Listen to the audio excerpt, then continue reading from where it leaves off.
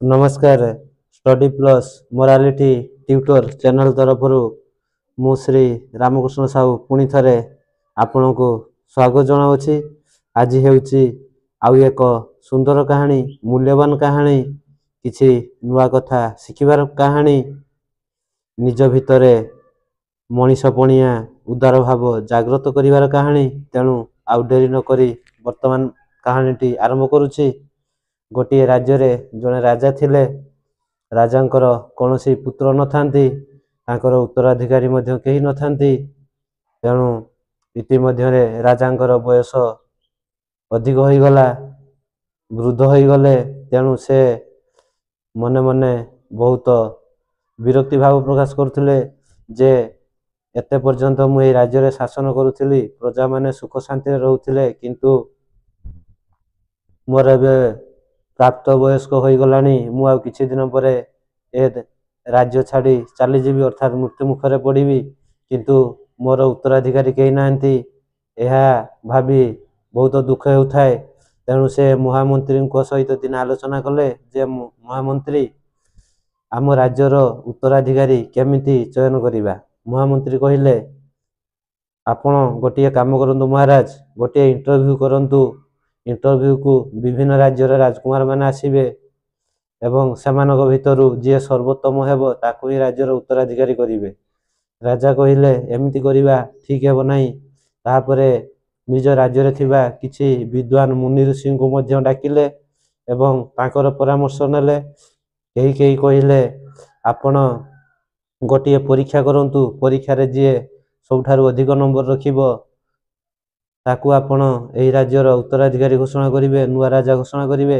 आउ केही कहिले, आपण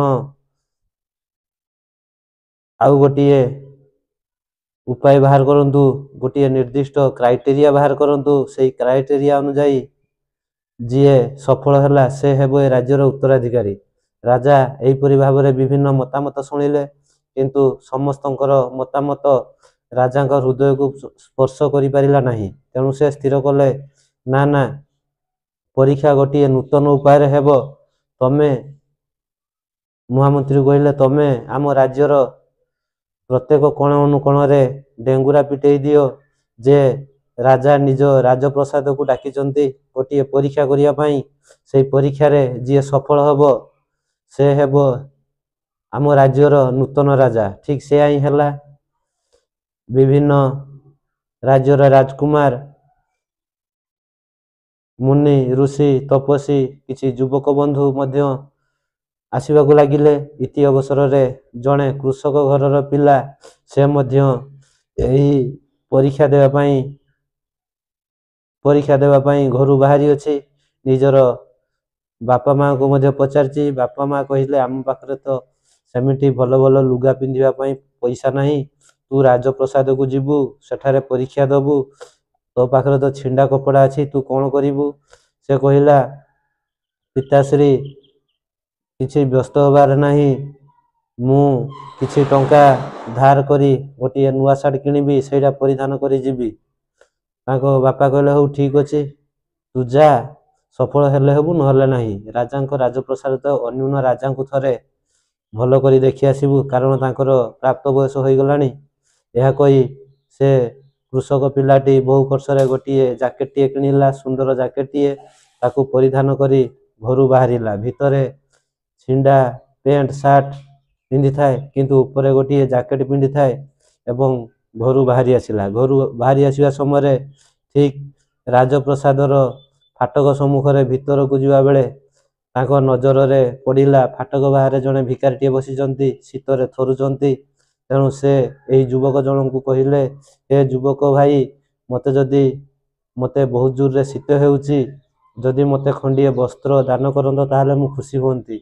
युवक जंग चिंता कले, मु राजप्रसाद को इंटरव्यू देवा पई जाउची, परीक्षा देवा पई जाउची। मु एही जैकेटटी केते कष्ट रे किनिथिली, जदि मु एटा को देई दोउची ताहले मु छिंडा पोशाक रे राजप्रसाद भीतर को जीवी, राजा को भेटिबी, राजा काले विरक्त हेबे, एही भली भाउथाय। तापर चिंता कला, ना ना, राजा जेते विरक्त भाबंतु पछके, किंतु मु एही जैकेटटी गरीब भिकारी को देबी, कारण से शीतरे थरु अछि। ताहार वर्तमान पैसा अपेक्षा ଏହି ଜ୍ୟାକେଟଟି ନିହାତି ଦରକାର। ତେଣୁ ସେ ଜ୍ୟାକେଟଟି ଦେଲା। ତାପରେ ଯାଇ ରାଜଉଆସରେ ପହଞ୍ଚିଲା।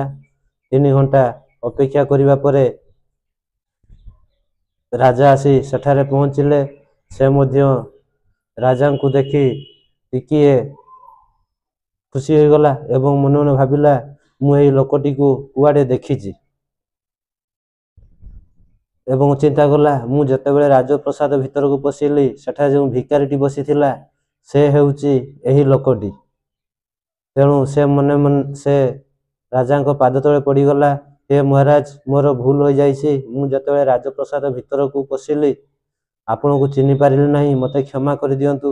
ରାଜା ମଧୁର କଣ୍ଠରେ କହିଲେ, ତୁମର କିଛି ଭୁଲ ନାହିଁ। ଏହା ହେଉଛି ଗୋଟିଏ ପରୀକ୍ଷା କରିବାର ଉପାୟ ଏବଂ ତୁମେ ସେହି ପରୀକ୍ଷାରେ ସଫଳ ହୋଇଛ। କାରଣ ସେତେବେଳେ ମୋର ସେହି ବସ୍ତ୍ରଟି ହିଁ ଆବଶ୍ୟକ ଥିଲା। ତମେ ଦାନ ଦେଇଛ, ତେଣୁ ତମେ ହେଉଛ ଏ ରାଜ୍ୟର ନୂଆ ଉତ୍ତରାଧିକାରୀ। ସେ କହିଲେ, ଆପଣ ମୋତେ ତ କିଛି ପରୀକ୍ଷା କରିନାହାନ୍ତି, କେବଳ ସେଠି ଖଣ୍ଡିଏ ଜ୍ୟାକେଟଟିଏ ଆପଣଙ୍କୁ ଦେଇଥିଲି, ଆଉ ତ କିଛି ପରୀକ୍ଷା କରିନାହାନ୍ତି, କେମିତି ମୁଁ ଉତ୍ତରାଧିକାରୀ ହେଲି? ରାଜା କହିଲେ, ହୃଦୟ ଏମିତି ହେବା ଦରକାର ଯେ ଅନ୍ୟର ଦୁଃଖରେ ଦୁଃଖୀ ହୋଇପାରୁଥିବ, ଅନ୍ୟର ସୁଖରେ ସୁଖୀ ହୋଇପାରୁଥିବ। ତମ ଭିତରେ ଯେଉଁ ହୃଦୟଟିଏ ଅଛି ସେଇଟା ହେଉଛି ସେଇଭଳିଆ ହୃଦୟ, ଅନ୍ୟର ଦୁଃଖରେ ଦୁଃଖୀ ହେବାର ହୃଦୟ।